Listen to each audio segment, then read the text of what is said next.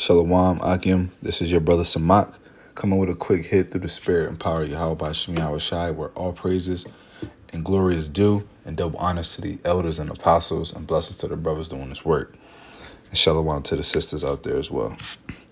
All right, getting into it, as you can see from the title. All right, we're talking about building your brother. All right, so I'm entitled it somewhere around there. And starting off in Sirach 19, we're going to jump into it, starting at the 13th verse.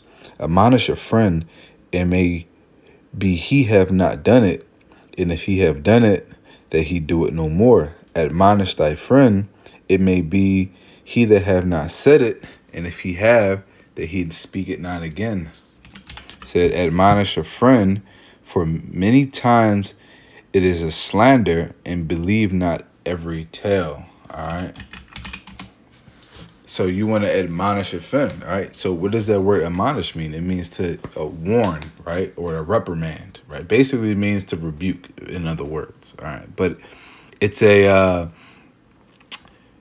more friendly way of saying rebuke, right? Because the word rebuke tends to have a more negative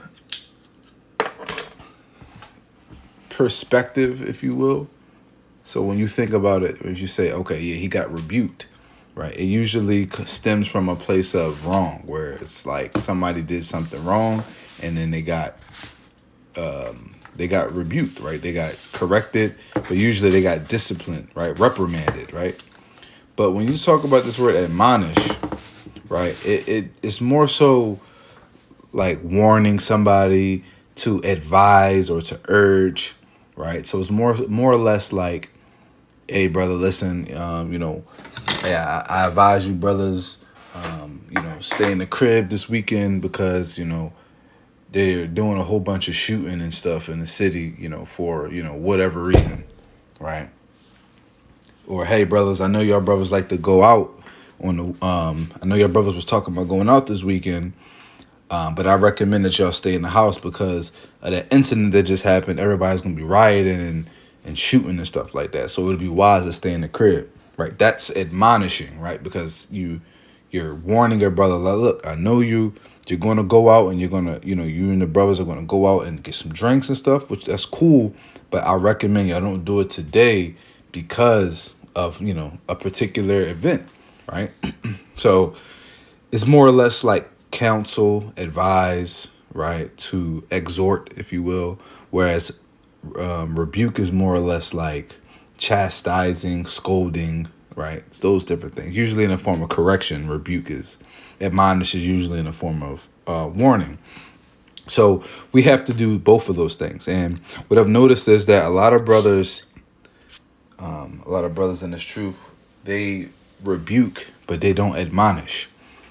They do a lot of bringing down, if you will. And outside of like your intentions may be pure, but if you're always coming from a chastisement and scolding place, it's sometimes, bro, for some guys, it's hard for them to feel like they're actually being encouraged because the way brothers are rebuking them, it's all down-putting. And us as men, yes, we're men and we're hard on each other, but at the same time, we're still men, right? We're still human. We still have feelings. We still have emotions. Just because you're a man doesn't mean that you don't have feelings and emotions, right? You should be able to control those things. But at the same time, men still need support. Right? Men still need encouragement. Men still need acknowledgement. And men still need acceptance, if you will. Right? Because the scriptures say it. So that's why the scripture says admonish, right? So look, if you go to verse 16, it says, there is one that slippeth in his speech, but not from his heart, who he that have not offended with his tongue. It says, admonish thy neighbor before thou threaten him, and be not angry, give place to the law of the Most High. Right? So a lot of brothers will be quick to rebuke and to essentially threaten brothers or talk shit or slander. I see it all the time, right? And it usually comes from a place of anger. You can tell from brother spirits from the way they speak that it's coming from a place of anger or annoyance. And the scriptures, like it says, to give place to the law. Like, listen, at the end of the day, you know, as long as you're rebuking and you're judging your neighbor righteously by the law, do that. But at the same time, you know, in that same counsel, you know, make it a counsel. That's really what admonishing is. You know, you can check a brother on the thing he does wrong, but at the same time, be like, look, you fucking up. You know, if you don't get right, the Lord's going to get you. Right, the Lord will kill you or jack you up if you don't get right. You keep doing ABC, you got to cut it out. And then you encourage your brother, like, okay, well, listen, why do you feel like you keep falling into this same temptation or trap or whatever? And then, you know, talk to the brother. Well, listen, why don't you try this? Boom, boom, boom. How about we do this? We can try this. You know, you start giving brothers options and assistance and support. And now you may be able to help that brother, because the scriptures, although the scriptures say, seek out your own salvation with fear and trembling, it also says to lift each other up and exhort each other daily, right? So we are ultimately seeking our own salvation, but at the same time on this path, right? Because it's a marathon, it's not a sprint. We still need support, you know. Sometimes we may start losing a little drive, and then we just need somebody to push us. So, come on. You know, it's the same thing when exercising. Like, for example, me and the brother Shalom, we went for a run today, right? Actually, a couple hours ago, right? We went for a night run, and we were running, you know, and throughout the run, you know, we push each other. You know, if you see the brother start to slow down or he want to stop and walk, we might be like, yo, come on, bro, let's just make it to the light. You know, we only got a quarter of a mile left. Come on. You know, you push your brother to push past his limits, you know, and we feed off one of each other. That's why the brotherhood is so important, because we kind of feed off of each other's energy. So if my energy is low, but I know it's one of the brothers in my camp, his energy is high, you know, I can feed off of his energy to give me a charge, and it puts me back in that place where I need to be, right? Because if you're not really in the spirit, that's why you go around the brothers, because being around the brothers will put you in the spirit, all right? That's the importance of the brotherhood. That's why it's not good to be alone in this truth.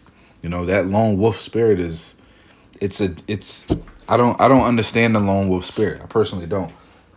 You know, I think if you're a brother where you just feel like you don't click or connect well with other brothers, you know, with other men, then that's something that you need to look within and check, you know. What is it that you feel like you're not? What is it that you feel like is stopping you from connecting with brothers? You don't feel like you are similar? Like, what is it? You know, you have to find that common ground. All right. So let's jump over here. This is Ecclesiastes 4, and I'm going to start at 9. Just get to the point. It says, 2 are better than 1, because they have a good reward for their labor. Hey, you can get more work done when it's 2 rather than 1. You can reach more souls. You can plant more seeds. You can edify better when it's 2 rather than 1, because 2 minds are better than 1. You know, it's common knowledge. It's common sense.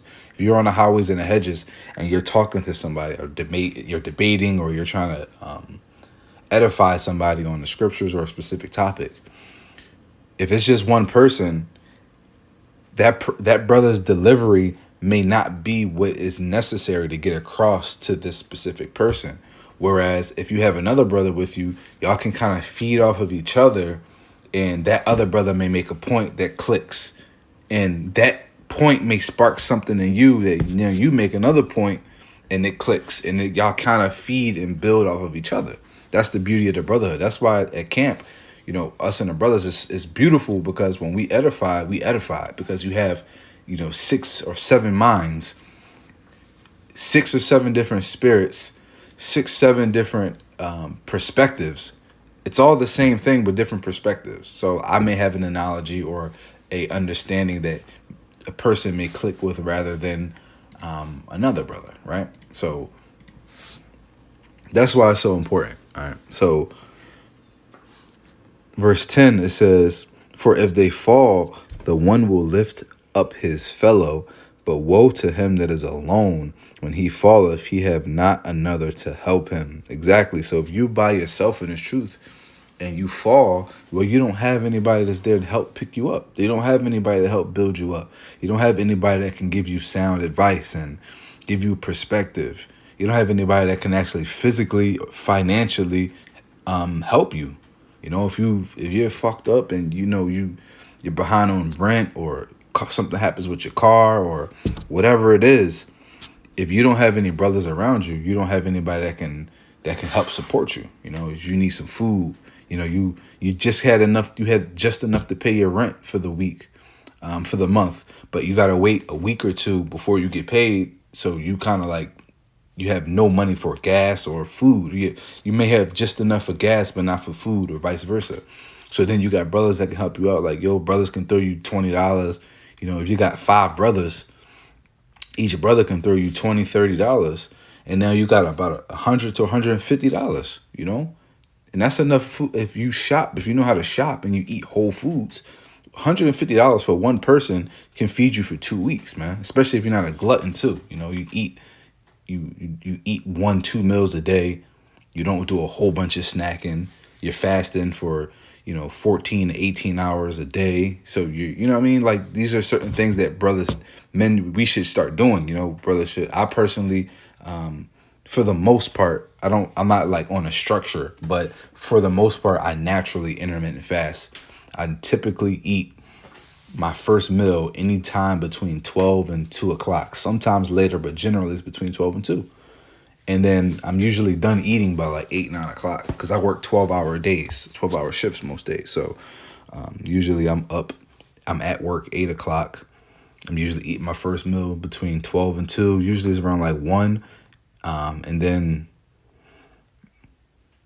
I'll maybe eat again before I get off, or I'll eat as soon as I get home at around 8:30. You know what I mean? So, but that's to go off topic, but that's a little off topic. But these are certain things that we can do to build each other up, right? By giving each other advice, teaching each other about health and wellness, teaching each other about money management, teaching each other about credit, all right? Teaching each other about how to, supplement your income with side hustles so you're not stressing and struggling, because not having money, man, is stressful. It's stressful in the spirit. So, brother, I implore brothers to better your financial situation. Even if it's just increasing your monthly income by $500. That $500 is not a lot, but that $500 can go towards a number of things. It can go towards savings. It can go towards food. It can go towards gas. It can go towards bettering your, maybe upgrading your car or something like that. If your car is kind of janky, you can take that 500 and put it up and then, get some work done, whatever the case is, man. But these are things that we need in this truth to endure, because that's why the scripture say, he that endureth to the end, the same shall be saved. And although Sirach says that only the path is so small, only one man can go down, and it's true, only one man can go down that path. But at the same time, you can have brothers that are encouraging you and cheering you on as you go down that path. But if you're going down that path and you're alone in spirit, man, it's a lonely path. This truth doesn't have to be lonely. All right, this truth does not have to be a lonely path. If you have good men around you that you can confide in, that you can trust on, then you'll be fine. You will do well. Let's get it. This is Sirach. Is it 12? No. Sirach 37 and 12. Yep. But be thou continually with a godly man, whom thou knowest to keep the commandments of the Lord, whose mind is according to thy mind, and will sorrow with thee if thou shalt miscarry. Exactly. So like it. When you have a man whom you know is in the spirit of Yahweh Shem Yahushai, he's keeping the commandments. You see this brother's lifestyle. This brother's lifestyle was on point. That's the kind of man you want to be around. And it says be continually with him. So there's no need for you to be on your own. There's no need for you to be by yourself. There's absolutely no need, you know. And if this man is really a man of the Lord, there's no such thing as bother you. Hey, me and the brothers, we talk every day, you know. We talk every day, so there's no excuse. And we try to have a system to where every brother can confide in. You know, if you got issues, you can call any one of the brothers. You know, and at any time, it doesn't matter. They call me 2 o'clock in the morning, man. I'll wake up and I'll if I as long as I hear it, I'll wake up and I answer that call. Because if you calling me 2 in the morning, I know it's for something serious. So as long as I hear it, I'm waking up and answering it, right? And that's why it says that you got to get a man that's according to thy mind that will sorrow with thee if thou shalt miscarry. Which going in that miscarry is just making mistakes, falling, all right, stumbling. And that man will sit here, he'll empathize with you, but not only will he empathize with you, he'll be able to give you perspective. He'll be able to give you understanding and guidance because he understands what you go through. Because when we're in this truth, we can't talk to people that are in the world because they don't get it. They don't understand anything that we have going on because our problems usually are not of this world. All right, usually our problems are things that pertain to the spirit, things that pertain to within, and real problems, because everybody has problems that pertain to their emotions and mind. But most people's problems stem from the world. They stem from a poor diet and lifestyle. So they got anxiety. It usually stems from obesity, you know, because and they're getting bullied and they're unhealthy because they live and eat like shit, or they got demons on them, man. But for us, our problems usually come from the form of temptation and disappointment because, you know, we make mistakes and we want to be perfect. We want to be righteous. All right. True sorrow, right? Our sorrow is true because we desire a righteous kingdom and we're living in a wicked world and we know what's to come. So it's like, imagine being in poverty and knowing that your father is a multi-trillionaire and your father passed away, right? We're just gonna say that your father passed away, and in his passing, you inherited all of his riches and possessions, but you can't get them until a certain date. And that date is unknown, but you know it's coming soon.